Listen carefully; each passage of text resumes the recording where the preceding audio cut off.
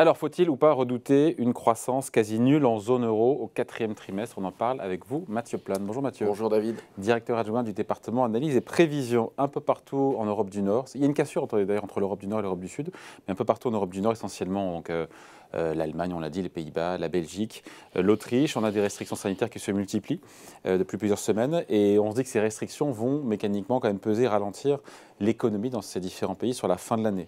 Avec, certains disent même, possiblement en Allemagne, une correction, enfin une récession technique sur le dernier trimestre. Alors c'est bien sûr pas écarté, hein. On voit bien qu'on navigue aussi à vue, hein, en fonction des décisions sanitaires qui peuvent être prises. On voit que l'économie fait yo-yo en fonction de ces restrictions, assez clairement, et on voit que le troisième trimestre a été un bon trimestre, en particulier d'ailleurs en France, hein, mais aussi 3% de croissance et 3%, et surtout 2,7 en zone euro. Voilà, c'est ça, et surtout on retrouve en France le niveau d'activité pré-Covid au troisième trimestre, alors qu'on l'attendait plutôt à la fin de l'année.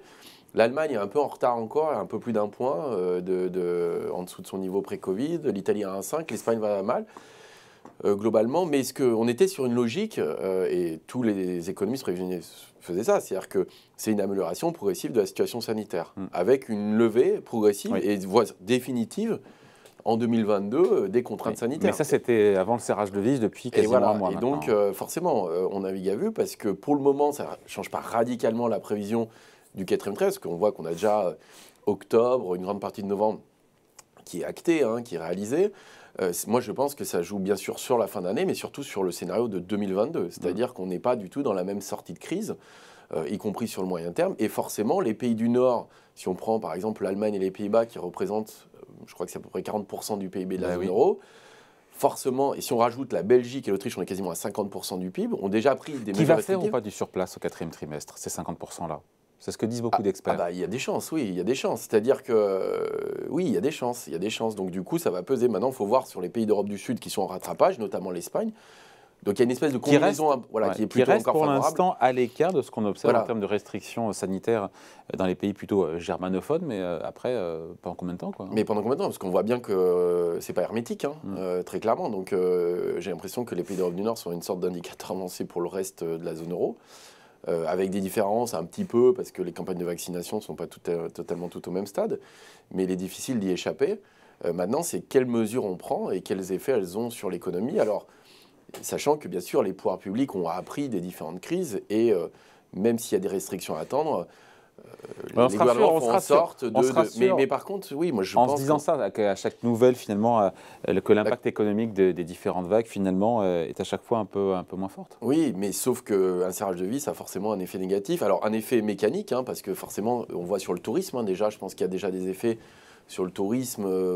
Alors, extra-européen, il était déjà assez mal en point, mais le tourisme intra-européen, et notamment pendant la période des fêtes, risque d'être quand même assez durement impacté. Puis après, forcément, si vous mettez des couvre-feux, des jauges, si vous réduisez aussi l'activité d'un certain nombre de secteurs, ça a des effets assez mécaniques. Et là, je dirais plus, il y a peut-être aussi un phénomène d'anticipation qui est assez négatif, c'est-à-dire qu'y compris les gens peuvent s'autoréguler dans leur comportement, y compris sortir moins, les mois resto par exemple, ils vont peut-être moins réserver facilement leurs vacances de Noël ou leurs vacances de février, et donc tout ça peut peser sur la reprise.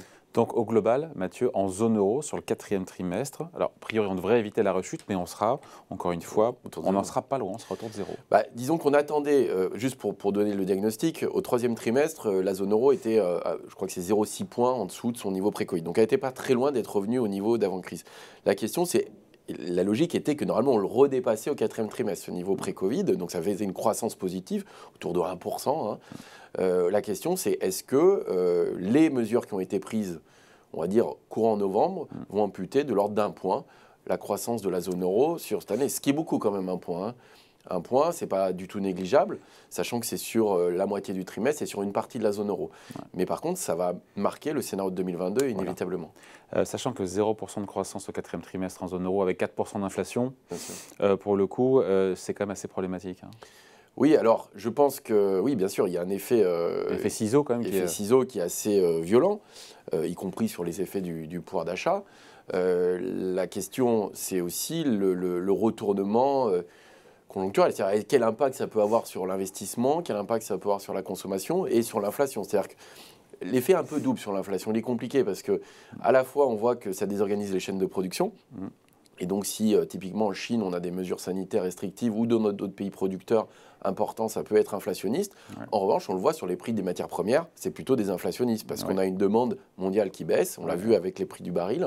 Et donc, c'est plutôt désinflationniste. Donc, en fait, vous avez des effets sectoriels un peu compliqués. Mais pour la reprise, on va dire, qui se passait bien, on avait plutôt des bonnes surprises en réalité depuis avril, mai de cette année, où les déconfinements ont été un peu plus rapide que prévu. En tout cas, l'économie a rebondi plus fort que prévu, même qui a créé des tensions, on voit, y compris sur les recrutements, sur les approvisionnements. Et donc, on était sur un scénario un peu plus positif qu'on aurait pu attendre. Et là, c'est quand même un coup d'arrêt assez fort, et surtout qu'on n'a pas vu venir, je pense. Et ça, c'est un peu compliqué.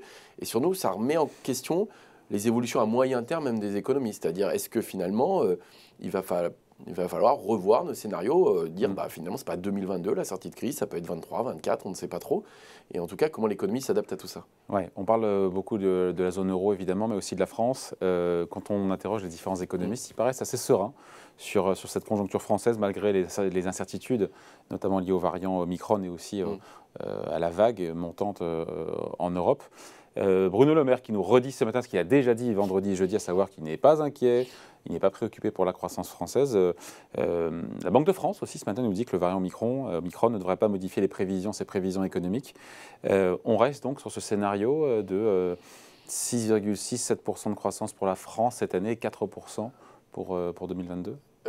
Alors, à l'heure actuelle, je dirais oui, mais le problème des prévisionnistes, c'est aussi de faire des prévisions sur l'évolution, et on n'est pas capable de le faire, de l'épidémie et des mesures qui peuvent être prises face à cette épidémie. On va dire, à l'heure actuelle, il n'y a pas de restrictions qui sont annoncées en France, donc il n'est pas illogique de ne pas remettre en question totalement les prévisions, même si on peut avoir quand même des effets par le tourisme ou des anticipations qui jouent déjà. Je dirais l'année 2021, elle est quasiment jouée. Pour la France, on n'a pas eu de mesures restrictives aujourd'hui. Il n'y en a pas qui ont été annoncées. On est déjà fin novembre, donc j'allais dire on a 11 mois sur 12. Donc on sera entre 6,7 et 6,8. La question, elle est vraiment sur 2022. C'est 4% de croissance en 2022. C'est les 4% qui sont, parce qu'on risque de ne pas partir forcément avec le même acquis. C'est-à-dire on risque d'avoir un début d'année plus compliqué que ce qui était prévu. La logique sanitaire, qui était une logique de sortie de crise, et de retour à la normale courant 2022 commence à avoir un peu du plomb dans l'aile. Donc bien sûr, il va falloir repenser tout ça. Donc il va un peu fort quand tu dis qu'il n'est pas préoccupé pour... non, oui, on est obligé d'être préoccupé. Quand Bruno Le Maire nous dit non, pas d'inquiétude... C'est normal qu'il dise ça aussi, parce qu'effectivement, l'économie française tourne plutôt bien et qu'il n'a pas envie d'annoncer des mauvaises nouvelles, parce qu'on voit bien que les effets d'anticipation jouent. C'est-à-dire que si les ménages sont inquiets, ils vont moins consommer, si les entreprises sont inquiètes, elles vont moins investir. Ça a des effets autoréalisateurs. Donc c'est normal qu'ils disent que les fondamentaux sont bons, que la reprise est bien là et que ça ne remet pas en considération tout ça. Mais la vraie question, c'est que oui, forcément, des mesures sanitaires pèsent sur l'économie. On voit bien, ce yo-yo, il est extrêmement lié à ces contraintes-là. Même si, une fois de plus, les gestions aujourd'hui de la crise sanitaire est quand même plus efficace d'un point de vue économique qu'avant, malgré tout, vous perdez des dixièmes, des points de PIB. Et donc aussi la question du quoi qu'il en coûte et de sa poursuite face aux mesures d'urgence. Oui. Et donc le 4% de croissance en objectif pour 2022, il peut se transformer quoi, en 2, en 3, ou c'est impossible à... Oui, enfin, vous avez des fourchettes qui sont très très fortes, parce qu'imaginons qu'on reparte sur des confinements. On a des scénarios qui sont très tandis qu'à chaque fois, chaque nouveau confinement passe de moins en moins sur l'activité économique, et que le dernier on n'a eu quasiment aucun impact. Aucun impact, c'est 6 points de PIB quand même. C'est-à-dire que ça a duré qu'un mois. Effectivement, c'était sur 4 semaines. Donc vous faites 4 semaines, 6 points de PIB sur 4 semaines, ça fait un demi-point de PIB annuel. C'est un demi-point de PIB annuel. Si ça s'étend, si c'est qu'un confinement de 4 semaines, vous perdez un demi-point de PIB. Mais si vous avez chaque mois de confinement, maintenant, c'est un demi-point de PIB qui est perdu sur l'année. Si on prend le même, en tout cas, si à l'image du dernier confinement, qui était le troisième confinement, il faut savoir ça, c'est assez intéressant, c'est que le premier confinement, il nous coûte quasiment 5 points de PIB annuels. C'est-à-dire que c'est 8 semaines avec 30% de perte de PIB, c'est 4,6 à peu près de points de perte de PIB annuel. Le deuxième confinement, c'est à peu près 6 semaines, mais on perdait 7% du PIB, et là, ça coûte presque un point de PIB annuel. Et le dernier, en fait, c'est 4 semaines avec à peu près 5% de perte. Donc on est plutôt autour d'un demi-point de PIB de perte annuelle. Voilà. Donc on a divisé par... À l'infini, ça tend vers zéro, tout ça. Ça finit... Oui, mais c'est toujours des coups de massue quand même. Enfin, ce que je veux dire, c'est on n'est pas dans une dynamique de reprise. C'est-à-dire que la reprise, forcément, est freinée. Si votre scénario central, c'est une reprise et un retour à la normale, à partir du moment où vous rajoutez des contraintes, vous pouvez dire c'est moins grave qu'avant, mais ça reste quand même grave. Donc on ne rentre pas en récession sur 2022 en France, on n'est pas là pour alarmer les gens. Non, mais voilà, il faut le dire. Mais les 4%, Les 4%, de 3 mois il va font du falloir plomb dans l'aile. les chercher. En tout cas, soit ça se passe très bien, effectivement, que c'est un épiphénomène et que finalement on retrouve cette situation, cette normalisation qui est attendue, soit on vit sous contrainte et ça va être plus compliqué. On en reparlera. Merci beaucoup. Explication signée Mathieu Plane, directeur adjoint du département analyse et prévision de l'OFCE. Merci Mathieu. Merci David.